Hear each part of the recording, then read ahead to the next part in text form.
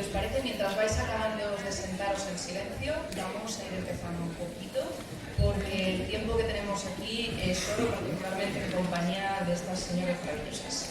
Pues bienvenidos, bienvenidas y bienvenides a la charla Dantescas, donde vamos a hablar un poco de, como subtitula la antología a la que haremos referencia, pero que no venimos aquí a presentar, es simplemente el punto de referencia. Mujeres que descendieron a los infiernos y luego vivieron para contarlo, mejor aún escribirlo, que podamos leer.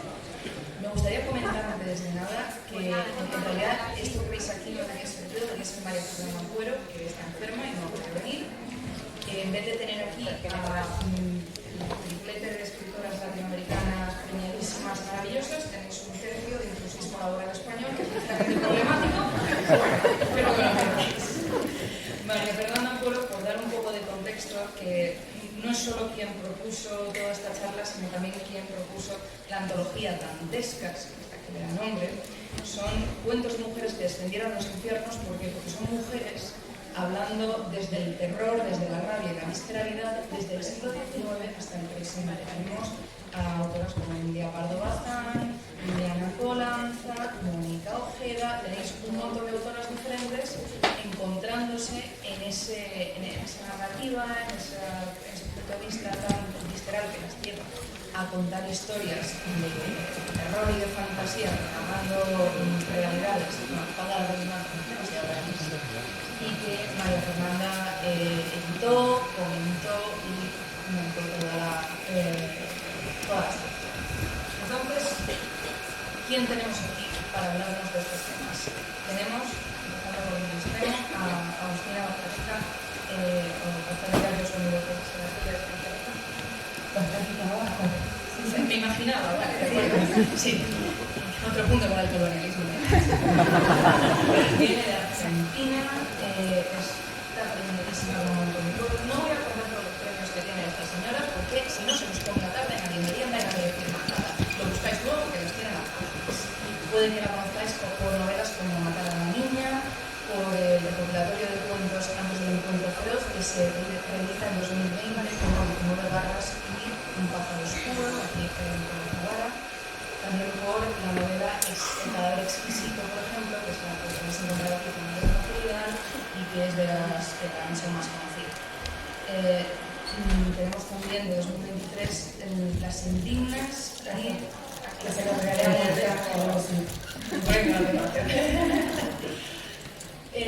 es una grandísima autora con una maravillosa obra que no podéis perderos. Estamos a miércoles, tenéis tiempo de sobra para buscarla por todo lo que necesitéis. Y aquí tenemos a Mónica Ojeda, ella viene de Ecuador. De nuevo tiene una serie de listas de premios y de selecciones y de nombramientos como grandes escritoras latinoamericanas que encontrar todo lo que queráis. Puede que la conozcáis por novelas como La Despoblación Silva, Nefando, Mandíbula, ha escrito poesía también, como El ciclo de las piedras, El cuento canino, ha aparecido en muchas antologías y ha escrito ella misma libros de relatos, como por ejemplo Las voladoras, y lo más reciente que nos trae es la novela Chamanes eléctricos en la fiesta del sol. Entonces, la primera pregunta que me gustaría haceros para entrar directamente en salsa, esta no es mía, es muy buena porque es de María Fernanda, pero me ha gustado tanto que digo, sí, esto lo vamos a meter. Me gustaría preguntaros, así sin ninguna clase de contexto, y la rabia ya la ponéis vosotras. Si bajarais al infierno, o subierais, según la versión de la del infierno, ¿qué os traeríais del infierno para poder escribir sobre ello? Wow. Esto es un regalo de María Fernanda para vosotros. Gracias, claro. ¿En serio? ¿Me vas a dejar sin primera? Bueno, primero quiero agradecer al Festival Celsius por la invitación. Para mí es un placer estar acá. Quiero aclarar que no estoy 100%, tengo como una tos medio tremenda, pero bueno, logré viajar desde Buenos Aires hasta acá y estoy más o menos sana y salva. Y gracias a todas las personas que están hoy acá, que son un montón, y feliz de estar de nuevo con Mónica en una mesa que la admiro completamente. Lean todos sus libros, especialmente Las voladoras, que a mí me voló la cabeza. Así que, bueno, un placer. Y yo no tengo que bajar al infierno. El infierno está acá, ¿sí? Y voy a remitirme a un cuento de las voladoras. Vos me vas a corregir del título, si me equivoco, etc. Se llama Soroche, de las amigas. Bueno, ahí hay un tipo particular de infierno que vivimos las mujeres, especialmente, que es el de la violencia estética. En este cuento, vos recordame cualquier cosa, a una mujer que tiene sobrepeso, la filman teniendo relaciones, o se filma teniendo relaciones con el marido, y después el marido sube ese video, lo comparte y es un escándalo total. Entonces las amigas se la llevan, ¿sí?, a, no sé, una montaña para que, digamos, apoyarla, pero te vas dando cuenta de todas las miserias de todas las amigas. Entonces, yo relaciono así rápidamente ahora el soroche, que no sé si saben lo que es, pero es no tener oxígeno por la altura, y me parece que eso es lo que nos pasa, el mal de altura, claro, con el patriarcado, que es parte del capitalismo. Es, por más que vos quieras empoderarte y aceptarte, el sistema todo el tiempo te está diciendo que no vales lo suficiente, te está generando inseguridades, quiere tener control sobre tu cuerpo para vender, ¿sí? Les doy un ejemplo concreto. ¿Por qué nos rasuramos las axilas? Bueno, en parte porque la empresa Gillette decidió vender más, ¿cómo se llama? Bueno, cuchillas. Y cuando en Estados Unidos se pusieron de moda los vestidos sin mangas, empezaron a decirle a las mujeres que los pelos debajo de los brazos generaban mal olor, que eran insalubres, que bla bla bla, que bla bla bla. Conclusión, vendieron más cuchillas y nos generaron a nosotros una inseguridad. Y eso lo pueden llevar a millones y millones de cosas, ¿sí? No sé cómo será acá, pero en Argentina uno tiene que ser, las mujeres sobre todo, eternamente flacas, eternamente jóvenes y eternamente bellas, hegemónicas. Y si vos, por ejemplo, sos alguien con mucha visibilidad, como una actriz, y decidís operarte porque, bueno, tenés que entrar en ese modelo, bueno, te van a criticar. Y si no te operás, te van a criticar igual, ¿no? Entonces, bueno, ese es uno de los infiernos y esta cuestión de controlar a las mujeres, ¿no? Menos mal que son en Argentina, ¿eh? Aquí no nos suena nada.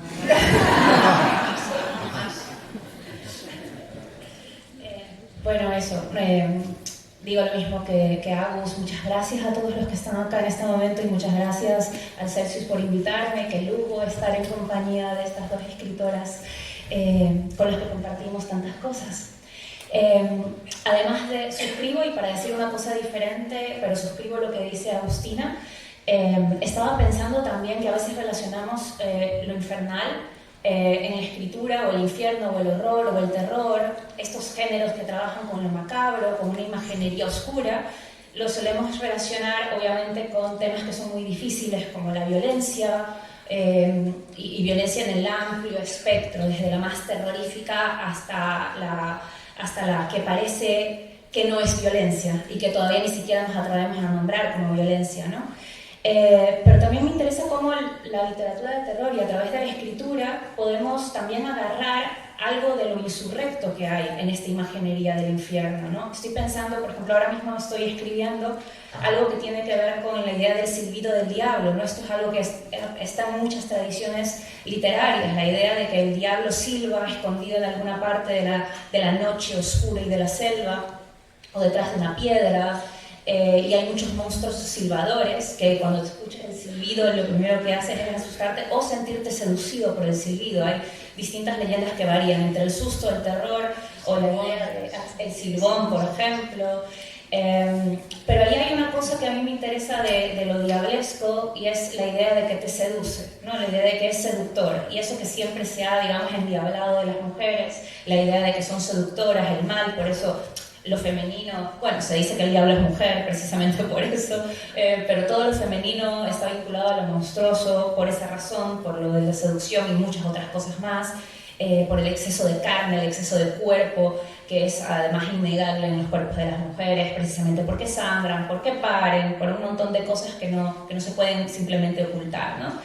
Y me interesa cómo hay un factor en el infierno, en el horror, en esta imaginería inmensa del terror, que puede servirnos para pensar en un acontecer revoltoso del cuerpo, es decir, el diablo picaresco ya no como el mal, únicamente como ese mal monolítico, sino pensar el mal como, bueno, ¿qué es el mal? ¿No? Es decir, los monstruos son revolucionarios por esencia, porque lo que hacen es de repente hacen temblar los valores digamos, centrales de una sociedad, por eso son monstruos, ¿no? Nos dan terror porque de repente nos cuestionan todo lo que tenemos absolutamente como sólido, y ellos vienen y por eso son revolucionarios, ¿no? Lo monstruoso para mí tiene ese valor luminoso incluso, ¿no? Pese a que estoy hablando de cosas, entre comillas, de la oscuridad, ¿no? Y entonces cuando de repente digamos, hay una especie a veces de castigarnos a las mujeres como socialmente, que nos sentimos atraídos por la imaginería del oscuro, atraídas por la imaginería del oscuro, porque lo ven desde y nos empiezan a decir, no, es que son muy morbosas, ¿no? Son estas personas, les encanta la violencia, ¿no? Les encanta el true crime, ¿no?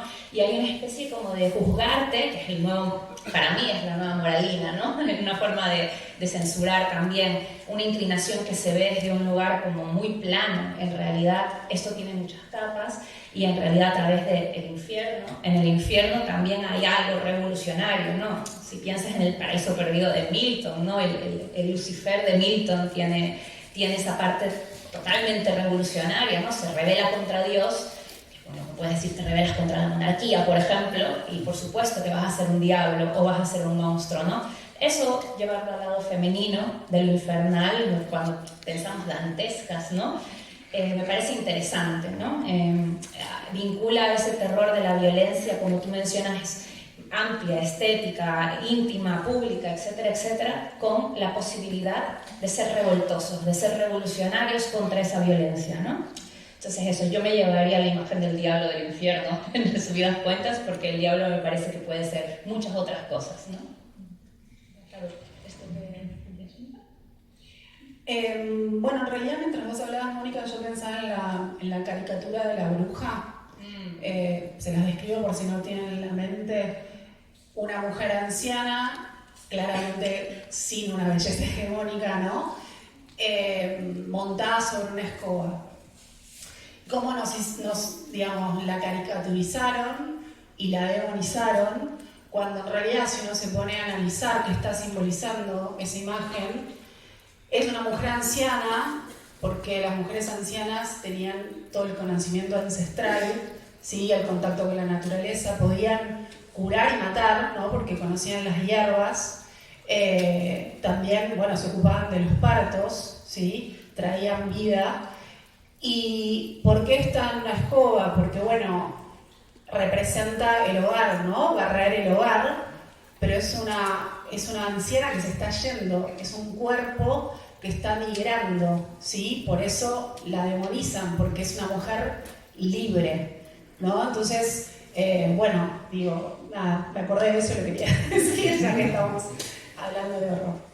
Bueno, desde luego, la figura de la bruja es muy compleja y ha vivido tanto que da para mil interpretaciones diferentes. Esa es otra cosa que si nos ponemos en ella no heredamos. A raíz de lo que habías dicho, Mónica, de esta revolución, de lo que supone esta rebelión diabólica.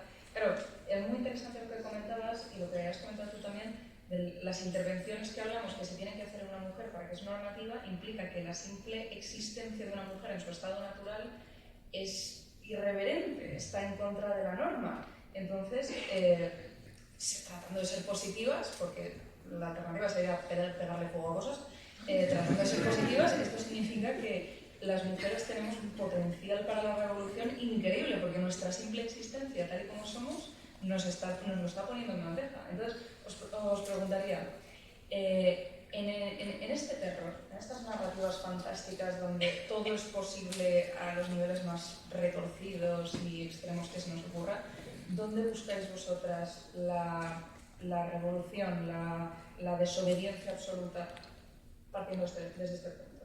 O desde el que más os marca a vosotras.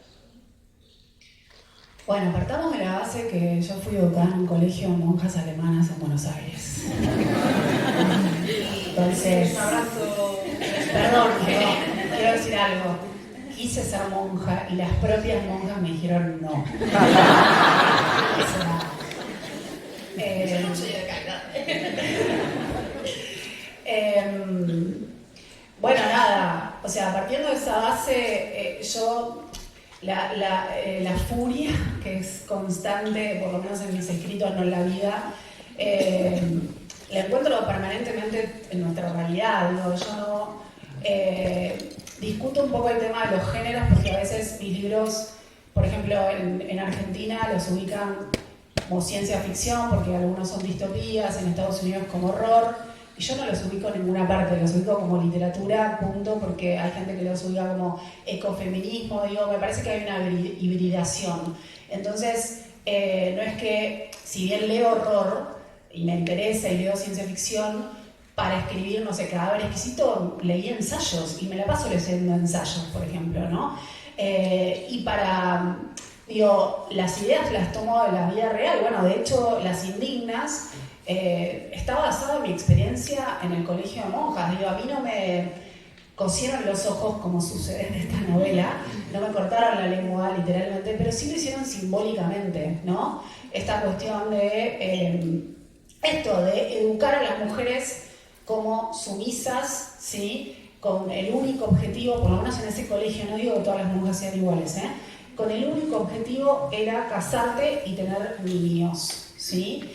Y un ensayo que leí para escribir Las Indignas, que si no lo leyeron se los recomiendo mucho, es Calibán y la bruja de Silvia Federici, librazo, que lo que hace es un ensayo de 600 páginas, pero bueno, se los resumo un poco, es tratar de entender por qué durante siglos se quemaron a mujeres acusándolas de bruja. Se quemaron, no, digo, se queman, porque en algunos países de África todavía sigue sucediendo eso. Sí. Entonces, ¿por qué se queman a mujeres? Digo, literal, se las queman, y simbólicamente también, ¿no? Y lo que dice Silvia Federici es que tiene que ver con el advenimiento del capitalismo, y esto es un poco lo que les decía la bruja anterior, porque antes las mujeres tenían todo este conocimiento, etcétera, etcétera, y lo que empezó a pasar es que el sistema somos todos, todas y todos, no es una cosa abstracta, ¿sí? El sistema quería mano de obra barata, con lo cual es encerrar a las mujeres en la casa para que tengan como única opción en la vida hijos, ¿sí? Entonces ahí las empezaron a reprimir. Y no sé, me fui con eso y no sé si te respondí.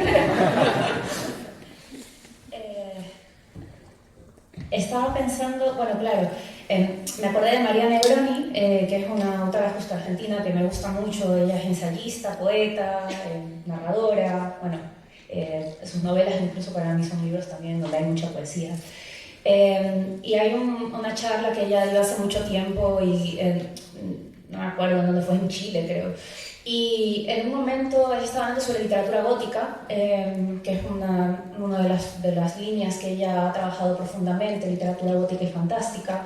Y ella dijo en algún momento, es que el monstruo, un poco lo que dije del diablo, pero ella el monstruo decía, bueno, el monstruo siempre es mujer en realidad, ¿no? Incluso cuando entre comillas es, yo qué sé, Drácula o la criatura de Frankenstein, en realidad es mujer en el sentido arquetípico, arquetipal, ¿no?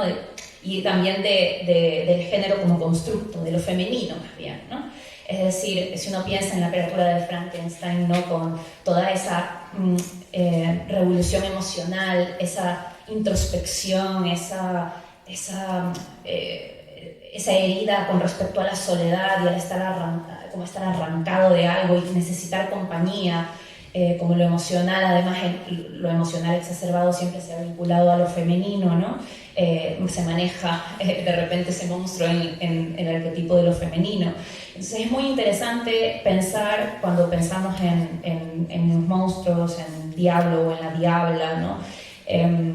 Pensar en cómo de repente son cuerpos que están vinculados a lo que socialmente consideramos que es inferior o de inferior valor, por ejemplo las emociones.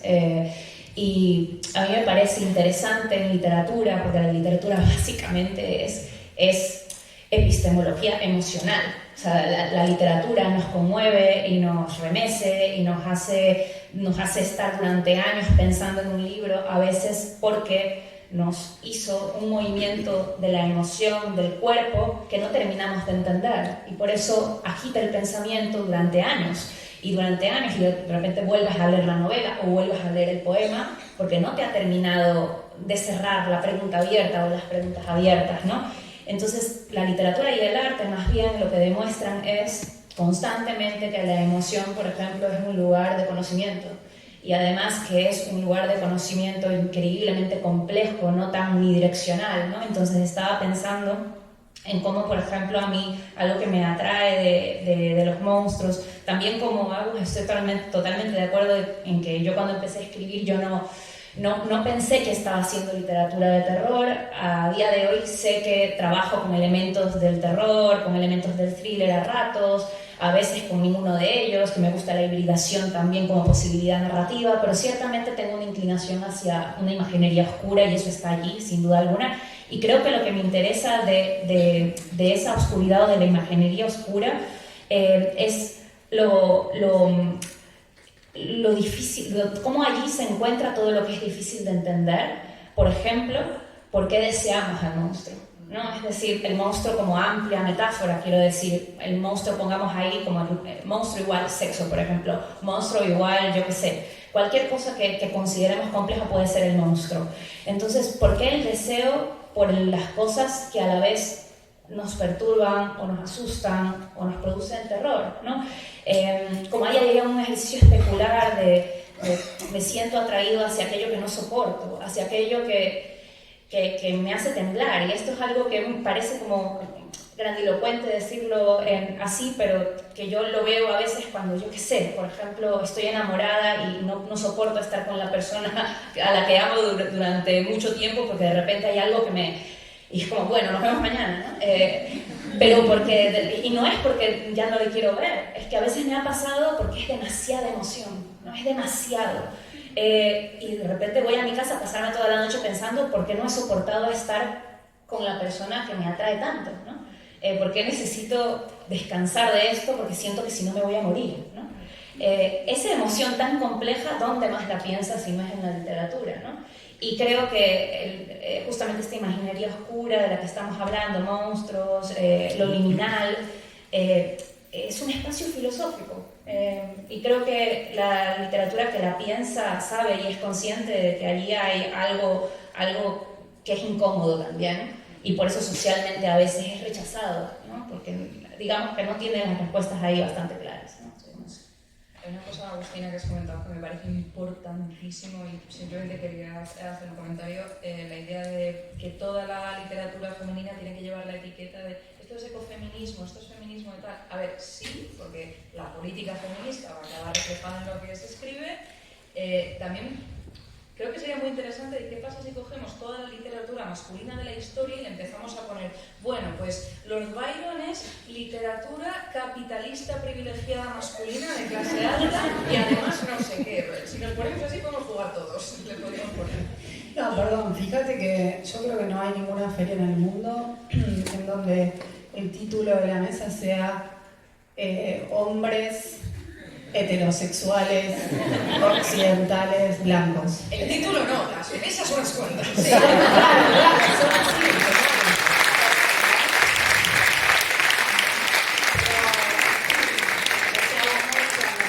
Pero a mí me han invitado, ahora ya no porque se avivaron, como dale, pero me han invitado a literatura femenina. Yo empezaba, literatura femenina, empezaba la mesa así, ¿no? Porque yo creo que llegue el punto en el mundo, ojalá que lleguemos antes de que explote el planeta, en el que no importe el género de la persona que escriba. Hoy es importante porque claramente, por más que haya más, digamos, siempre hubo escritoras mujeres, pero ahora quizás hay más apertura a leerlas, ¿sí? Y hay más espacios abiertos. Y por eso es importante seguir, ¿no? Leyéndolas, promocionándolas, etcétera, etcétera, para abrir más caminos aún. Pero ojalá que basta. Digo, cuando digo mujeres también hablo de minorías, ¿sí? Que llegue un punto que no importe. Que tenemos que ir más más allá de la diversidad de género y decir, pero que todavía crees en el género, madre mía. De esto que comentabas, Mónica, sobre los monstruos y la monstruosidad, hay una cosa, a casa de las cosas que me gustan a mí, hay una cosa que pasa mucho cuando las personas se transforman en monstruos, en mucho folclore popular también, que es que los hombres tienen unos monstruos y las mujeres otros. O sea, las mujeres se transforman en gato, se transforman en serpiente, pero no se transforman casi nunca en lobo, por ejemplo. Tiene que venir aquí una narrativa que alguien escriba para transformarlas en lobo. Gracias por la idea. Me invitas para que quiera, pero ya todas. Entonces, os lanzaría, ya no puedes decir lobo, ¿en qué monstruos queríais ver convertidas a las mujeres y a todo lo que pueden tener que contar desde sus mil narrativas? Porque es como que se nos ha prohibido una cierta clase de monstruosidad, ya no una cierta clase de expresión en general en la realidad, pero en la fantasía también, y en terror. Sí, es porque está todo como encasillado en los géneros, ¿no? Y justamente en lo masculino y lo femenino. Claro, el lobo representa en el imaginario arquetipal todos los elementos de la masculinidad: territorialidad, ponerse encima, liderar manada, alfa. O sea, hay un montón de elementos que, por cierto, el lobo alfa no es verdad, lo inventó un biólogo, se dio cuenta que era mentira. Cualquier persona en esta sala que haya oído a un tío decir yo soy un macho alfa de tal, tú eres tonto, José.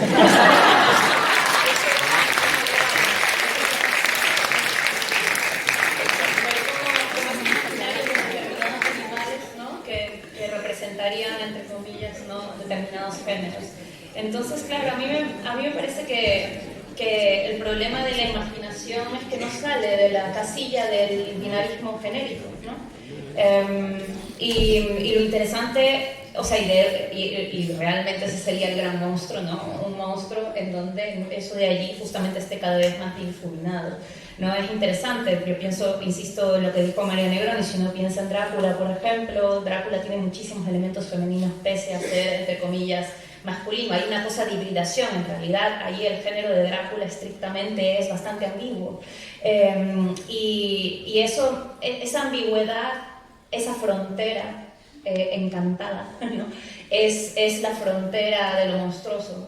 Como especie también dice mucho de nosotros y de la realidad contemporánea, como no nos gusta lo que no es claro, pero la realidad es que nada es claro, ¿no? Todas las cosas son mixtas, hay muchas opacidades, y los lugares de frontera son lugares de muerte en la literalidad, pero también en la representación. Entonces todos esos cuerpos que no son claros nos parece que son monstruosos. Pues ahí, por ejemplo, lo que mencionabas de algo revoltoso, ahí hay algo revoltoso y revolucionario cuando ahora mismo estamos defendiendo justamente cuerpos trans, cuando estamos defendiendo cuerpos diversos, migrantes, etcétera, etcétera. Estamos hablando de cuerpos que habitan en la frontera y que quieren hacer de la frontera un refugio también, no un lugar de muerte simplemente, ¿no? Entonces, bueno, ahí pueden salir monstruos que dinamiten esas líneas, ¿no? Pero bueno, hay que tener imaginación. Yo ahora mismo no se me ocurre pensar, no sé si tú tienes la idea de qué monstruo querrías qué monstruo femenino revoltoso se te ocurre, no sé.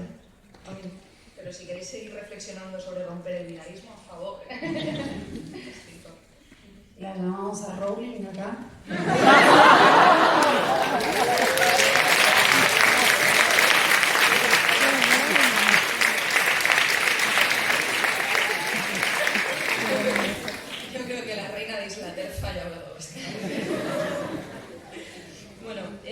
Haciendo un poco de referencia a dantescas, no en cuanto al libro en sí, sino al concepto, algo que me parece muy interesante es cómo la propuesta de María Fernanda juntaba autoras de muchísimas épocas diferentes, de prácticamente 2 siglos. Y, a ver, no es difícil decir por qué voy a conectar con algo que escribió alguien hace 180 años, porque somos de la misma especie y algo en común vamos a tener, inevitablemente.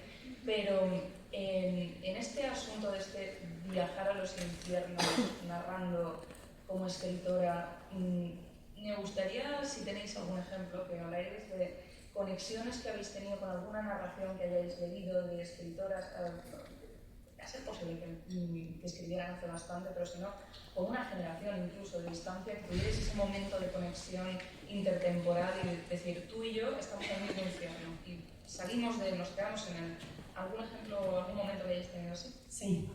Hay un cuento que se los recomiendo mucho, que está en la web, que se llama El tapiz amarillo, o tiene otro nombre también, El papelado amarillo, de Charlotte Perkins Gilman, que es considerado el primer cuento feminista y también es un cuento de horror, que es sobre una mujer que tuvo un hijo, está con una depresión postparto tremenda, y el marido, que es un médico, la manda a una casa, la tira ahí en la casa, y medio que la abandona ahí, ¿no? Como diciendo, bueno, vos con tus temitas de mujer, quédate acá, y ella empieza a ver cosas en el empapelado amarillo y es espectacular, porque aparte lo podés leer como un cuento de horror clásico y es impecable.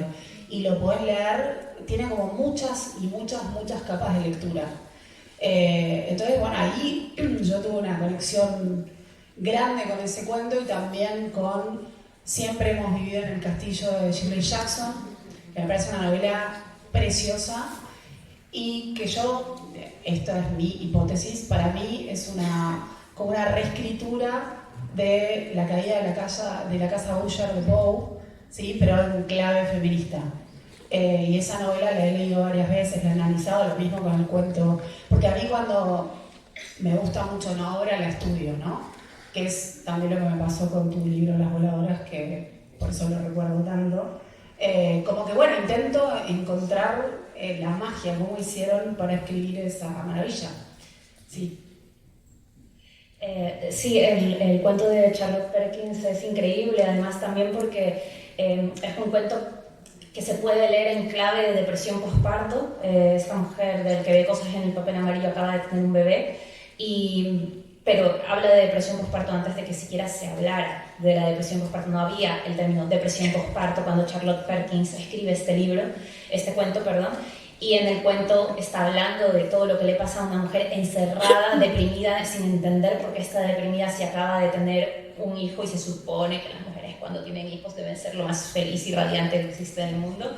Entonces, claro, quería tomar ese ejemplo que mencionó Agus de Charlotte Perkins porque paradójicamente cuando pensamos en el horror, pensamos automáticamente, como hemos dicho ya, tanto oscuridad, violencia, temas que son difíciles, etcétera, etcétera, pero para mí al menos escribir y también leer autoras como Charlotte Perkins es una experiencia increíblemente luminosa, porque cuando el miedo es una experiencia que todos conocemos. No hay nadie en esta sala, no hay nadie en este mundo que no sepa lo que es sentir miedo, y si no, pues tiene algún tipo de patología que le impide sentir miedo, no es una persona normal, ¿no? Y el miedo siempre se relaciona discursivamente con lo negativo, con lo destructivo, pero en realidad el miedo es lo que nos hace valorar también un montón de cosas, es decir, tener una conciencia de que somos frágiles, vulnerables, sentir empatía, etcétera, etcétera. Entonces, a veces para hablar siempre estamos en dicotomías blanco-negro, pero en realidad el miedo es esencial. El miedo a mí me ha enseñado a ser más empática, el miedo me ha enseñado también a tener mayor cuidado con mis seres queridos porque sé que no van a estar siempre. El miedo me hace pensármelo cómo me acerco a la gente, es decir, tener más tacto, ser más delicada. Yo creo que la experiencia con el miedo nos puede también, no solo nos paraliza, también el miedo puede ser un motor para aprender a amar mejor. O sea, hay muchas cosas del miedo que en realidad son positivas. Y luego pienso en cómo la escritura del miedo, como en el caso de Charlotte Perkins, nos hace de repente abrir un espacio del tiempo en donde podemos pensar aquello que nos da terror, es decir, salir de la parálisis en la que a veces nos puede dejar el miedo, porque la escritura es lo contrario a la parálisis. Es hacer discursos, hacer palabra, y la parálisis te deja en un estado de mudez absoluto donde no puedes decir nada. Escribir es lo contrario a no tener nada que decir. Entonces, incluso cuando estás escribiendo sobre algo que no terminas de comprender porque es algo que te paraliza, algo que te horroriza, en la escritura de repente estás intentando ponerle nombre, y de repente sale un cuento tan maravilloso como el que mencionaste tú de Charlotte Perkins, El empapelado amarillo, en donde de repente otra mujer lee ese cuento y dice, bueno, es que es lo que me estaba pasando, pero se supone que no puedo hablar de que estoy deprimida después de dar a luz, ¿no? Y entonces, un cuento de terror, un cuento que te hace temblar, puede ser también un cuento luminoso, precisamente porque lo que hace es de repente devolverte a la palabra. Y lo mismo pasa con el cine, no solamente lo pienso en la escritura, el cine de terror. El ejercicio del arte con el terror no es el de dejarte en la parálisis, es de hacerte sentir el miedo en un grado chiquito porque es un territorio controlado. En el libro tú sabes que no va a salir el cuchillo del libro y te va a matar, sabes que no va a salir el monstruo de la pantalla y te va a comer. Vives ese simulacro del miedo, el miedo real, como ya lo dijiste, el infierno está realmente aquí, afuera, en la realidad. Vives el simulacro para poder pensar qué es lo que es el miedo y poder pensar qué palabras ponerle. Entonces, a mí, literalmente, la literatura que trabaja con el terror me parece luminosa. En realidad, me saca del lugar, de la zona muda, como dice Enrique Lin, me permite hablar, ¿no?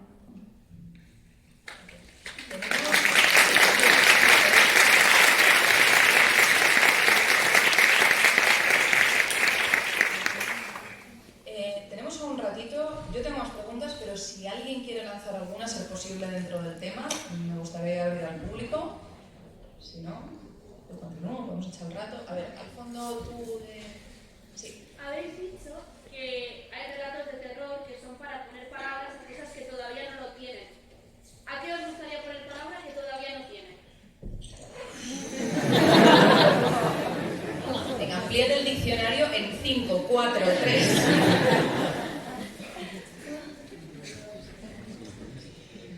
Qué pregunta difícil. Lo que primero que me surge, que igual la palabra está, pero me parece que la literatura también es eso, ¿no? Es hacer preguntas que no tienen respuesta o que no tienen una respuesta, o seguir pensando sobre temas de los que ya se hablaron, porque en el fondo las temáticas en un punto siempre son las mismas. Creo que vienen no solo de los griegos, sino antes, sentados en el fogón contándonos historias para entender el mundo, que me parece que es un poco eso, ¿no? Pero, bueno, la palabra para describir el sentimiento de perder una hija porque fue violada y tirada en el desierto, por ejemplo. ¿Es impotencia? ¿Es duelo? ¿Qué es? Porque eso pasa todo el tiempo. En este momento está pasando. En alguna parte del mundo. Entonces, bueno, nada, seguir pensando en esa injusticia que naturalizamos y que, bueno, el patriarcado la justifica, ¿no? Tranqui, la respuesta.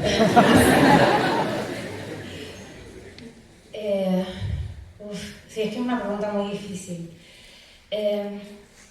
Sí, yo creo que justamente uno no puede imaginarse en la palabra porque a veces ni siquiera sabes cómo explicar cuál es esa zona que te está intrigando y que te hace abrir en la vía de la escritura de un libro, ¿no?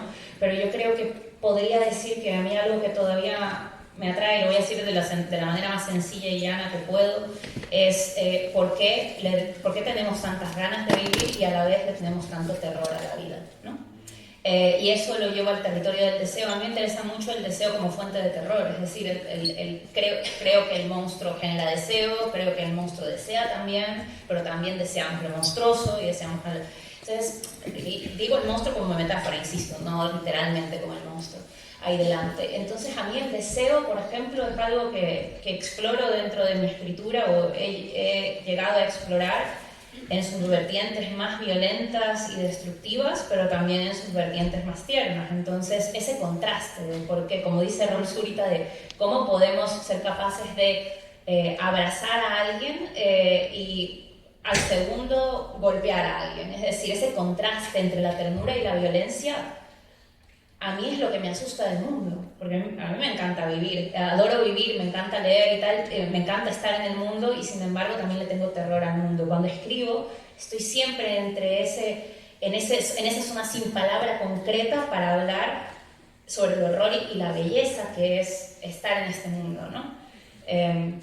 Y lo estoy diciendo de una manera muy banal, pero creo que al momento de escribirlo eso es muy complejo. ¿Y cómo lo transmites? ¿Y cómo creas una historia donde esté esa pulsión de contrarios y que no sea una historia como cualquiera, digamos, que no tenga condumio, como diríamos en Ecuador, que no tenga realmente sustancia, ¿no? Eso es complicado y es un reto, ¿no? Bueno.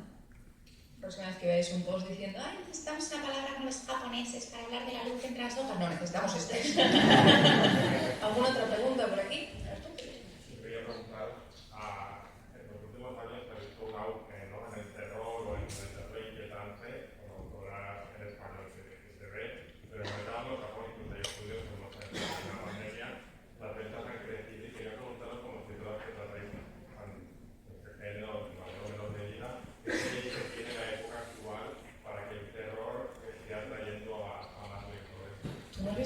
infierno. Voy a contestar hoy a Trump. Hola, en mi país, Argentina, el presidente habla con el perro muerto. O sea, parece gracioso, pero es terrorífico. Porque ese señor está decidiendo el destino de un montón de gente. Un montón de gente que se está muriendo de hambre. Está cerrando hospitales como el Garrahan, que es uno de los hospitales más importantes de Latinoamérica. O sea, mires, a ver, igual aclaremos algo, para que no se vayan. Yo creo en la humanidad, ¿eh? Yo creo en la humanidad. Creo que hay un montón de gente, y esto lo digo de verdad, que todos los días de su vida ayuda a otras personas, a animales, a la naturaleza, que, hola, somos todos la naturaleza. La naturaleza no está aparte. Somos todos nosotros también la naturaleza. Pero bueno, lo que prevalece es la violencia, ¿no? Lo que prevalece es eso, lamentablemente, y hoy por las redes, que las redes tienen su parte luminosa y positiva y etcétera, pero bueno, está esta cuestión de la cancelación, de la agresión constante. A ver, el presidente de mi país en Twitter insulta a gente. O sea, no respeta la investidura presidencial. ¿Me entendés? Que dice malas palabras. O sea, yo no me horrorizo por las malas palabras. Ahora le contaba a Mónica que estoy escribiendo una nueva novela llena de malas palabras argentinas. Le voy a decir algunas. La concha de la lora, la puta madre que le parió, son lo mínimo que está en la novela, lo mínimo. Pero es una novela y yo no soy el presidente, la presidenta de un país, ¿entendés? Entonces, y sobre todo también insisto, porque soy feminista, no sé si se dieron cuenta,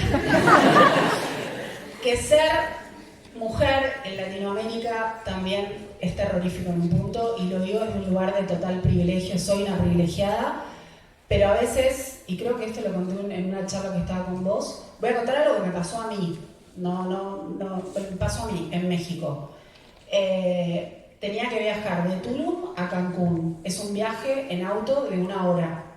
Y yo estaba sola, fui a una feria, etcétera. Bueno, contraté una combi para ir con otros turistas por una cuestión de seguridad. Pero fui sola, porque bueno, no viajó ningún turista, y por suerte me puse a hablar con el conductor. En un momento nos empieza a perseguir un auto de policía. Yo le pregunto al conductor, che, ¿por qué nos persigue? Y me contesta esto: no hicimos nada malo, no voy a frenar porque no sé qué puede pasar con vos. ¿Sí? Y esto que yo estoy contando de acá le pasó y le pasa a un montón de mujeres que no lo cuentan porque desaparecen. O sea, cualquier cosa te puede pasar en cualquier lugar.